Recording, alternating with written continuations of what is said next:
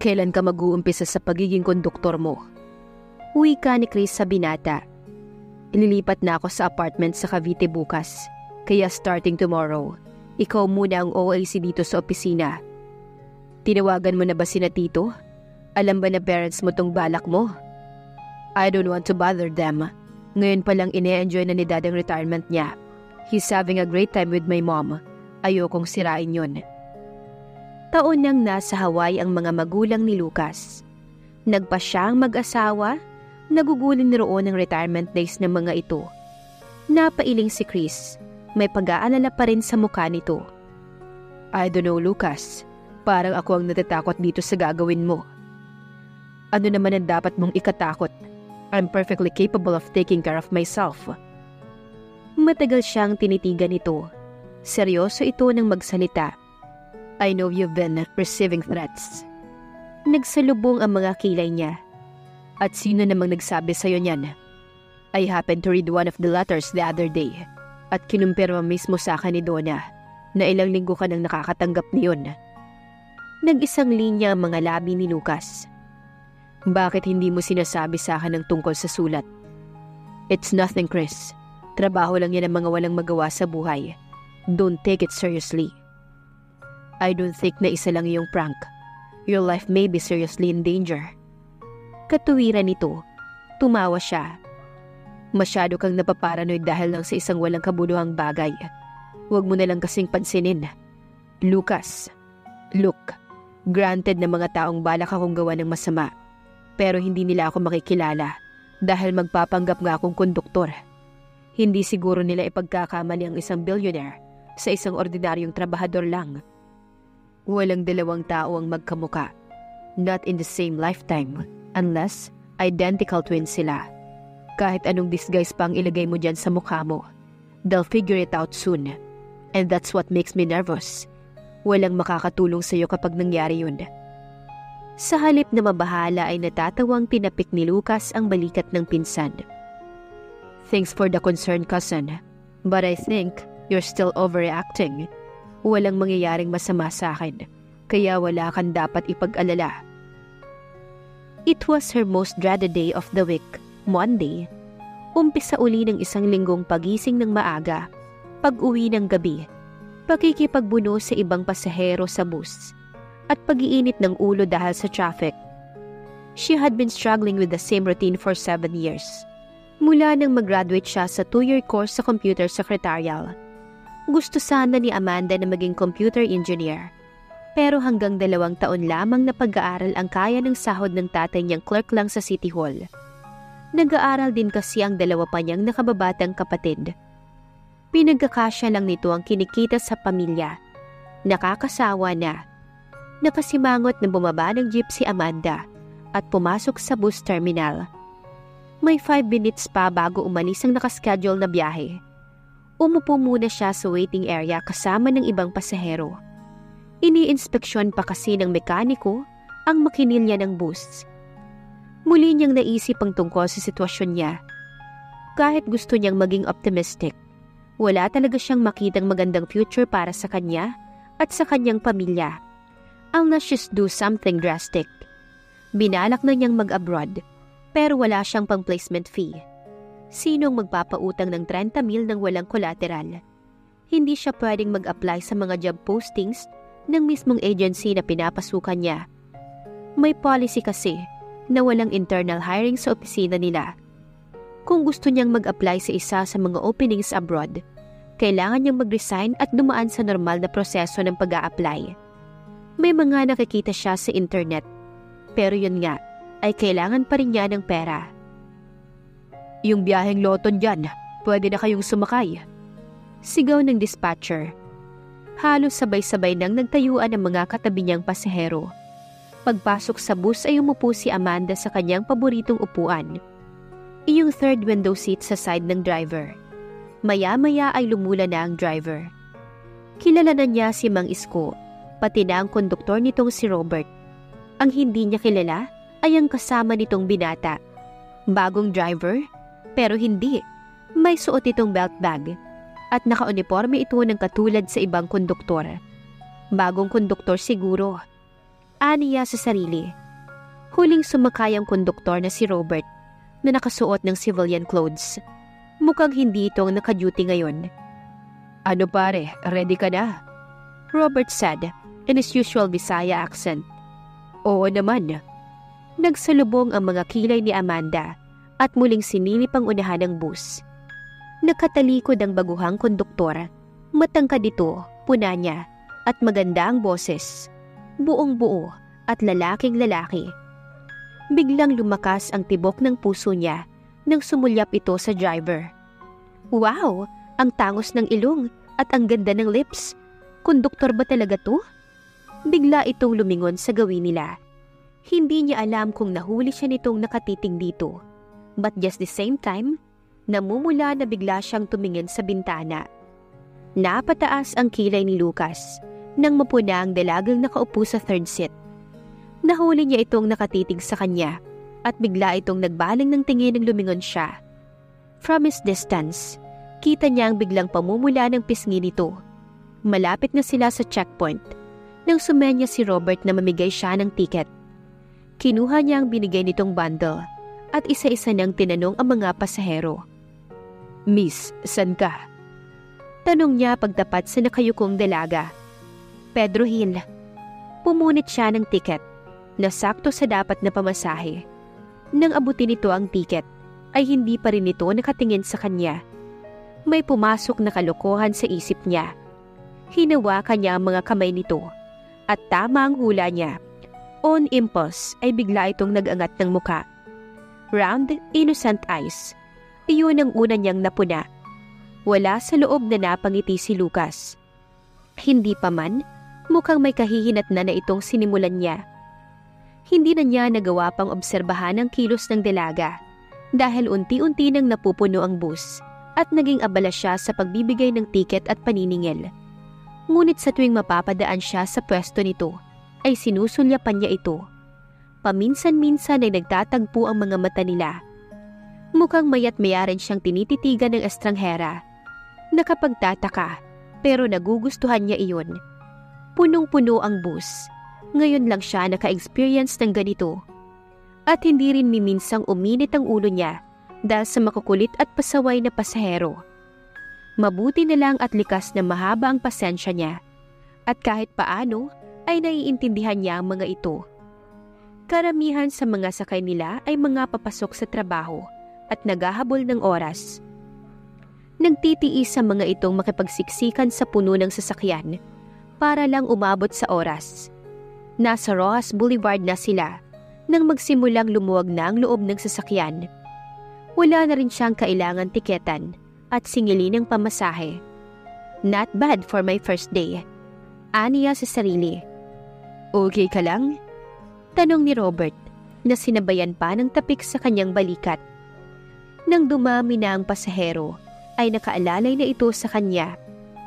Dito siya ipinasa ni Carlos dahil mapagkakatiwalaan daw ito. Sa buong opisina ay ito lang ang nakakaalam kung sino talaga siya. For the rest, anak ng dating driver ni Carlos ang pakilala niya. Sisiw. Pagmamayabang ng binata.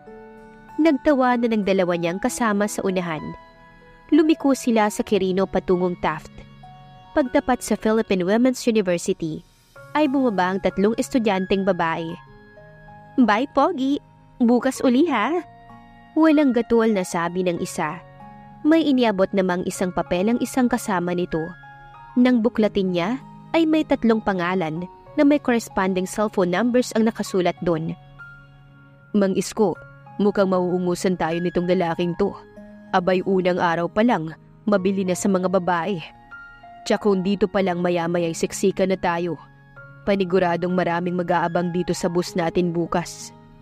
Tukso ni Robert na sinagi pa siya sa balikat. Naiiling at natatawang sinilipan ni Lucas sa side mirror ang 3 estudyante na halatang kinikilig pa rin habang nag-uusap. Naging pula ang stoplight malapit sa kanto ng Pedro Hill. Manong, bababa na po ko. Malamyos ang tinig na nagsalita. Hindi na siya nagtaka nang makitang iyon ng dalagang nagnanakaw ng tingin sa kanya. Binuksan ng driver ang pinto ng bus. Tumabi si Lucas para paraanin ang dalaga. Nakayuko ang babae at hindi man lang sumusulyap sa kanya. At dahil nakaharap siya sa gawin ng mga paparating na sasakyan, nakita niya ang isang motor na sumiksik sa pagitan ng bus nila at ng katabing sasakyan. On instinct, ay hinawakan niya ang dalaga sa braso para hindi ito kaagad makababa. "Miss, sandali." Kunot ang noong tumingala ito sa kanya. Once again, their eyes met, and once again, he was entranced by her expressive eyes. "May parating na motor, mahagip ka." Umawang ang bibig nito na parang may gustong sabihin, pero itinikom nito iyong muli. Nadako ang tingin niya sa nakasara nitong labi. Natural na kulay rosas ang kulay ng mga ito at hugis puso. Fuller at the bottom, and with just a touch of a lip gloss. Wala itong masyadong kolorete sa muka, maliban sa light face powder at eyeshadow.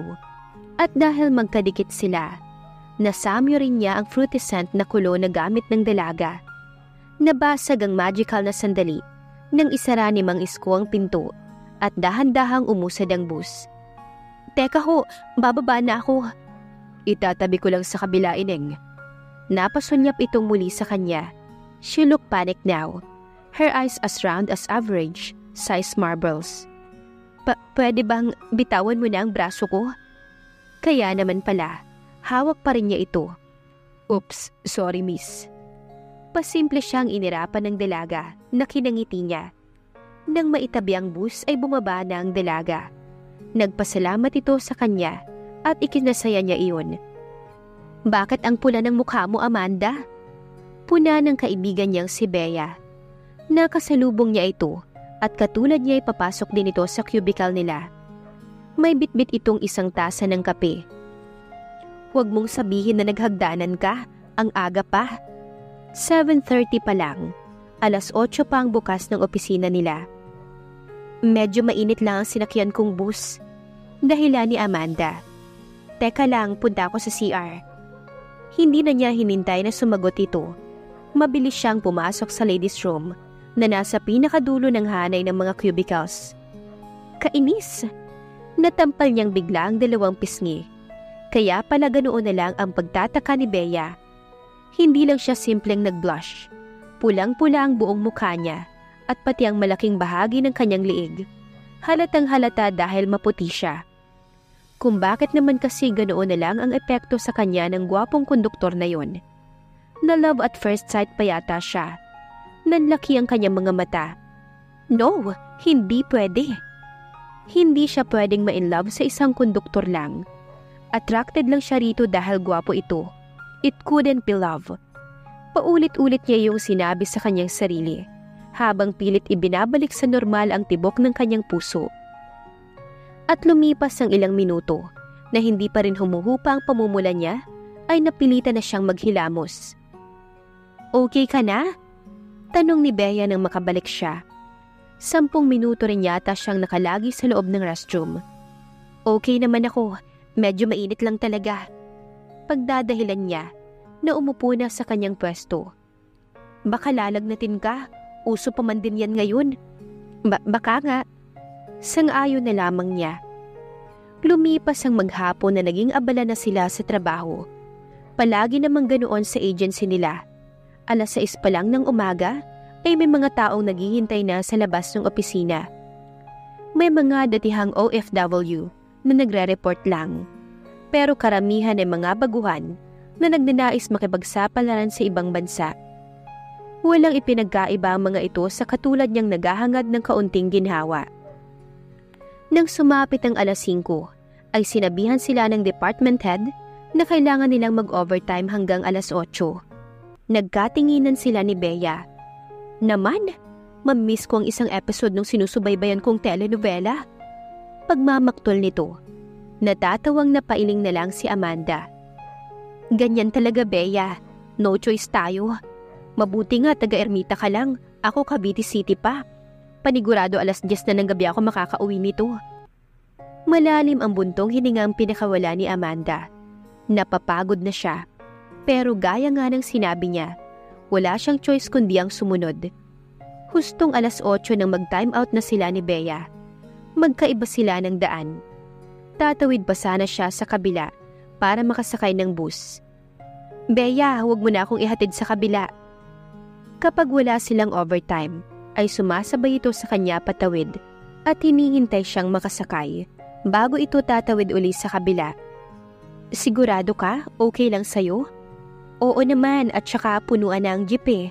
Baka mahirapan kang makasakay kung hihintayin mo ko. Pumayag naman ang kaibigan. Nagpaalam na sila sa isa't isa. Nagmamadali siyang tumawid habang nasa pula pa ang traffic light at nakahinto ang mga sasakyan. Tamang-tama, may namataan na siyang bus na paparating. Hindi na siya maghihintay ng matagal. Sana lang ay hindi yun gaanong puno. Nang mag-go ang traffic, ay hindi na niya hiniwalayan ang tingin ng bus.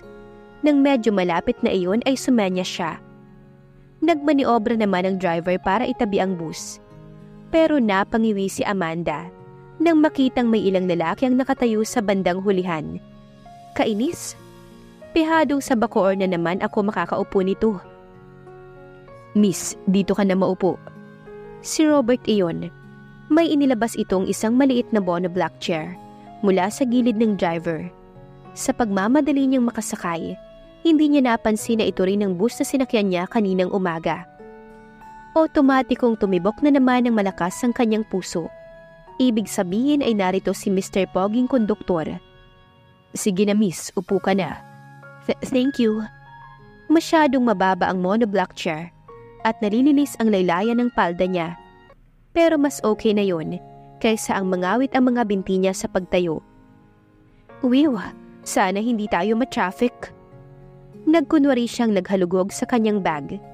Narinig na kasi niya ang pamilyar na tinig ng crush niyang binata at ramdam niya ang pag-iinit ng pisngi niya. Alam niyang namumula uli siya. Last trip na natin to Luke.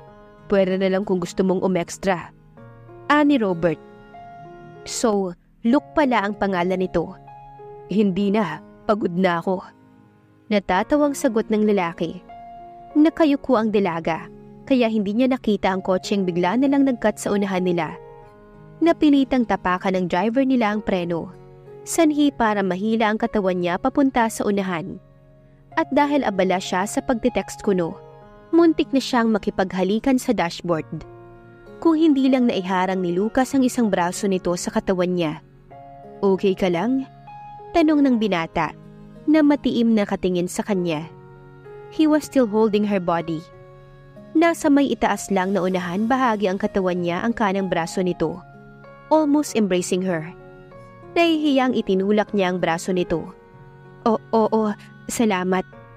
Muli siyang napayuko. His eyes seemed to burn through her. Ang bilis ng tibok ng kanyang puso. Pasaway na driver na yun ah. Saad ni Mang Isko. Hindi niya na ito pinansin. Nagulat na lang siya nang biglang yumuko sa gawin niya si Lance at bumulong. Kumapit ka ng mabuti. Inginuso nito ang hawakan na nasa tabi lang niya. Lahat yata ng hiya niya ay umakyat sa kanyang muka. Parang pinong insulto ang dating ng sinabi nito sa kanya. Kulang na lang ay sabihin nitong huwag siyang magpabaya. Napasimangot naman bigla si Amanda. Samantala, napakunot ang noo ni Lucas. Masama bang sinabi ko? But despite that, hindi niya talaga mapigilang titigan ito ng palihim. She was not a raving beauty. Simple nga lang ito kung ikukumpara sa ibang babaeng kakilala niya. Pero may kakaiba sa babae na nagustuhan niya. Curiosity perhaps. Gusto niyang matuklasan kung ano ang ibig sabihin ng sandaling takot na nabasa niya sa mga mata nito kanina. Was she afraid of him? Or was she feeling the same awkward na parehas nilang naramdaman sa isa't isa? He favored the latter. Sinagi siya ni Robert sa tagiliran. Nang sulyapan niya ito, ay pasimple itong umuso sa dalaga bago ngumisi. Mukhang may tama sa'yo. Bulong nito. Pasaway ka. Natatawang saad niya rito. Nakaliko na sila sa Rojas Boulevard, pero may sumakay na 3 lalaki. Sinundan niya iyon at binigyan ng tiket. Pagsapit nila sa baklaran, ay tuluyan nang napuno ang bus. Hanggang sa unahan kaya naging abala na naman siya at hindi na niya napansin pa si Amanda. May kakaibang damdamin na ba si Lucas para kay Amanda? Kahit na bago lang niya itong nakakasama? Abangan sa susunod na kabanata ng ating kwento. Please like, share, subscribe for more updates. Maraming salamat po.